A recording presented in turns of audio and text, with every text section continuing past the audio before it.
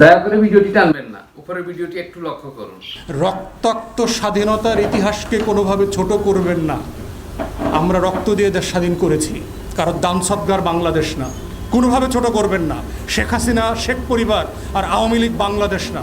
বাংলাদেশ অনেক বড়, 20 কোটি মানুষের বাংলাদেশ, মুক্তিযোদ্ধাদের বাংলাদেশ। অতএব এই বাংলাদেশ বিক্রি হইতে দেওয়া যাবে না এবং হবে না।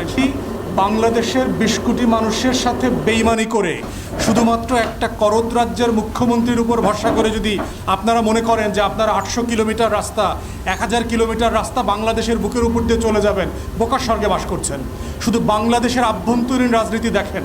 এইখানে ট্রেন পরানোর রাজনীতি আছে বিএনপি আওয়ামী লীগের মধ্যে। স্লিপার খুলে ফেলা, ট্রেনের লাইন উঠাইয়া দেওয়া, আগুন দিয়ে ট্রেনের বগি পরাইয়া দিয়ে মানুষ মেরা ফেলা, এই রাজনীতি বাংলাদেশে আছে। আপনি 800 কিলোমিটার রাস্তা ট্রেন নিয়ে যাবেন এখান থেকে নিরাপদে? এটা প্র্যাকটিক্যালি সম্ভব? বাংলাদেশের মানুষকে খুশি না করে